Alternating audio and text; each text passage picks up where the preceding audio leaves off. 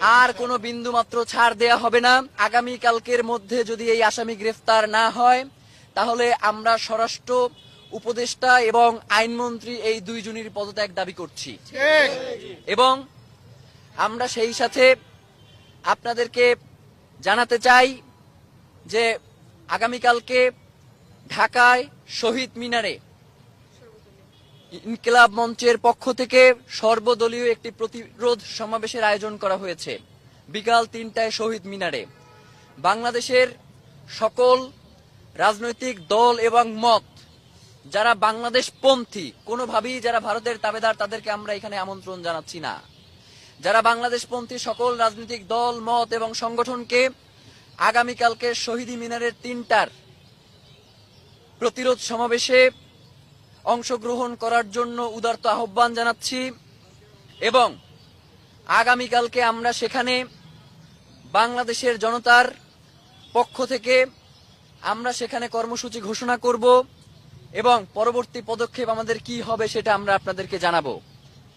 আমরা অত্যন্ত আশঙ্কা বোধ করছি যে আগামী নির্বাচনকে কেন্দ্র করে বাংলাদেশকে অস্থিতিশীল করবার জন্য একটা চক্র উঠে পড়ে লেগেছে। আপনারা জানেন যে ওসমান হাদি তার গুলিবিদ্ধ হওয়ার ঘটনায় পুরো বাংলাদেশে বিক্ষোভ মিছিল হয়েছে এবং উত্তরার একটা বিক্ষোভ মিছিলে দুইজন ফিরে যাওয়ার সময় তাকে আওয়ামী লীগের যারা রয়েছেন তারা তাদেরকে আহত করেছেন, এলোপাতাড়ি তাদেরকে কুপিয়েছেন। সানশাইন আটা ময়দা সুজি ভালোবাসায় তৈরি।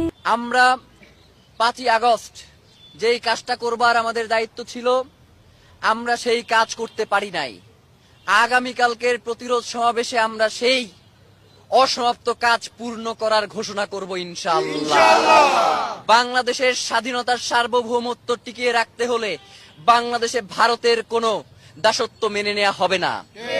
বাংলাদেশের স্বাধীনতা সার্বভৌমত্ব টিকিয়ে রাখতে বাংলাদেশের কোন রাজনৈতিক দলকে ভারতের পক্ষপাত দুষ্ট হতে দেয়া হবে না।